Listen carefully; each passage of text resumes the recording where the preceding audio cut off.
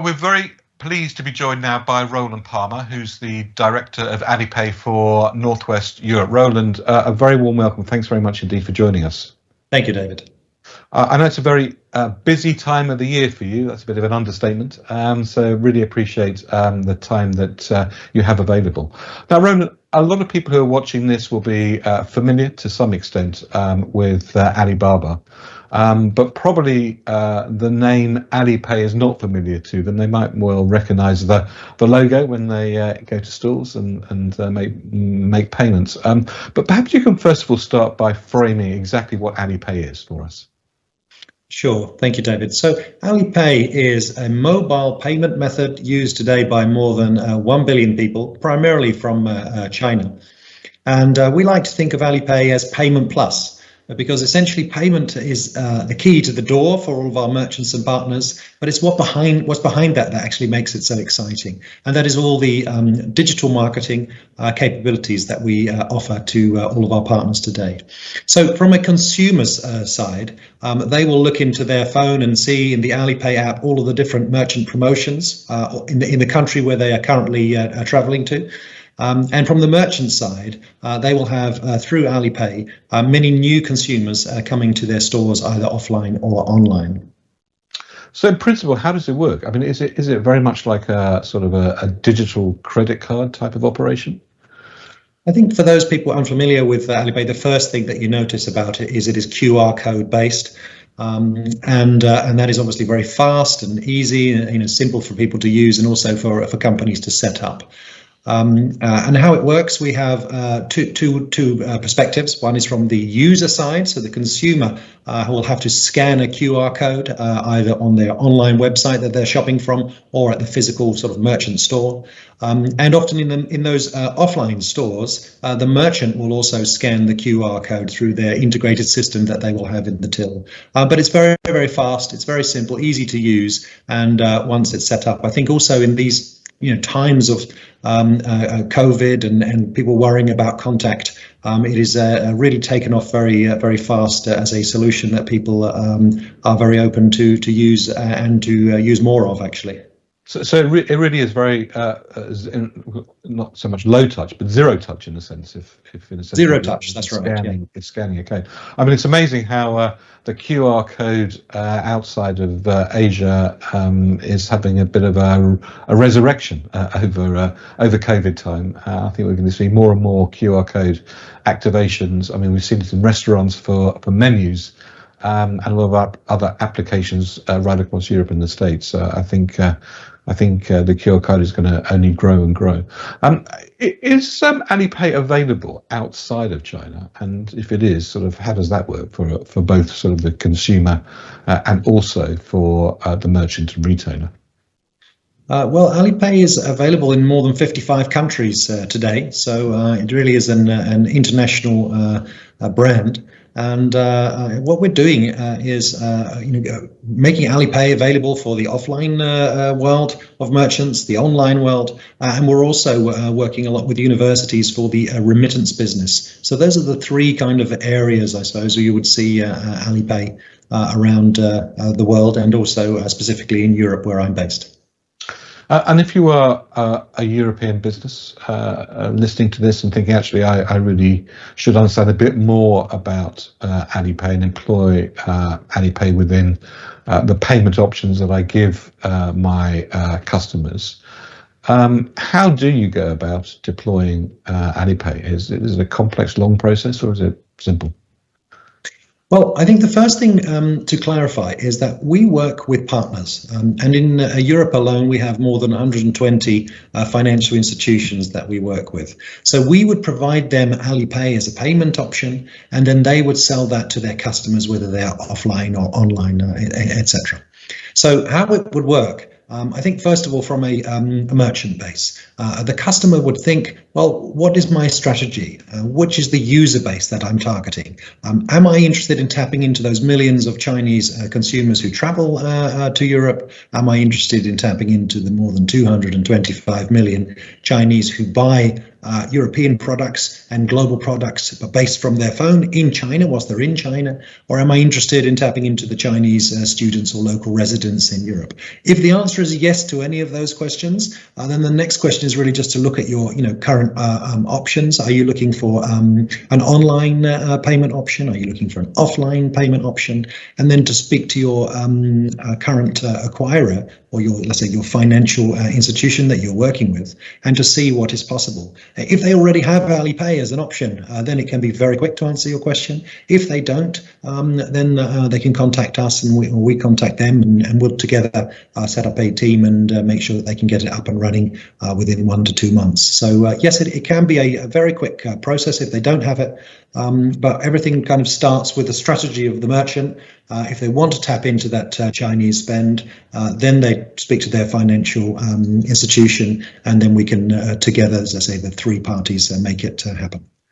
Now, you say it sort of starts with strategy, which is what you want to do and how do you want to implement. But I suppose the strategic question is, given the multitude of payment methods there are available to consumers, what is it that gives an advantage in tapping into those 200 million, as you say, Chinese consumers in China who are making purchases on various different platforms, as well as clearly the tourist business, which I'm sure will come back even stronger post COVID restrictions. But what advantages does Alipay have in a world where there's lots of other alternative payment methods? Well, I think there are a few advantages. The first advantage, I would say, is the sheer size of the user base. So if you think about what I just mentioned, shoppers in China with Alipay, shopping through Alipay onto online web shops, let's say, outside of China. That group is called the Haitao, around 230 million people. Now, when I talk to European merchants, as we do on a daily basis, and you mentioned that, many of them are unaware, and they say, well, that is a market that is more than twice the size of Germany, the largest country in Europe, and I can tap into that by having Alipay online. Why wouldn't I do that? Obviously, they need the right product fit, etc. So I think the size is the first thing to mention of the user base. The second thing I would mention is the spending power of the user base, because Chinese consumers are really punching above their weight, spending large amounts, whether it's offline or online. And when you look at the international tourists that you mentioned, and we are also confident that they will come back, they are the highest spending group of international tourists coming to Europe. So you're talking about a large user base, and you're talking about a high spending user base. And then the third advantage is really about digitization. Everything we do is digital, everything is mobile only. If you weren't busy digitizing, I think you've accelerated your digitization as a merchant during the period of COVID and all the uncertainty with the lockdowns. And Alipay has been there to partner and to accelerate people's path to digitization, whether it has been just going online or developing innovative products such as mini programs that we do. Now, there are a lot of Chinese consumers, and an increasing number will be enter into the middle classes over the course of the next 10 to 15 years. But most Chinese consumers don't have credit cards, and is Alipay, I suppose, the biggest payment method of use through which Chinese consumers make purchases on a day-to-day basis? I would say yes, because China is all about mobile, but of course there is still a role for credit cards as well, and alternative payment methods such as cash still exist. There are places that you can use cash in China. There aren't that many. If you talk about rapidly exiting the market here. Yeah, there aren't many. If you go into a taxi or you want to buy a small snack or something, it is pretty difficult these days. But those other payment methods do still exist. So we do think it is a very competitive kind of marketplace. It's not just about mobile payments and Alipay. But nevertheless, I think it's the convenience of, as I described earlier, it's so quick and easy to use, plus the fact that we have all of these offerings. We have more than 100 different things you can do within your Alipay app. It's not just about payment. From a user perspective, you can also pay your utility bill, you can call your taxi, and you can do all of these different things which make the app very used. In fact, Alipay today is the most loved brand in China, and there's a reason behind that. Now, you talk about a number of European businesses wanting to tap into the Chinese market. What type of businesses? Maybe give us some examples of some of the businesses in Europe who are using Alipay today. Well, I think if you start with the Chinese tourists, when they first arrive, many of the businesses in the airports, so that first point of entry, would have Alipay as an offering, and for example, the large duty-free players. And then, as you follow their journey down into the capitals that they are visiting, it would tend to be the luxury brand stores, whether it's Gucci or Prada, Burberry, Louis Vuitton, etc. Also, the well-known department stores across Europe, Harrods and Selfridges in the UK, but the famous ones in France, of course, Galeries Lafayette and Printemps and the Bon Marché, and basically take every European capital and you can repeat that for all of their famous local department stores. In addition, we've seen a great usage of Alipay in luxury outlet centres. So in the UK, Bicester Village, in Paris, La Vallée. In the Netherlands, we have the Roermond Outlet Centre.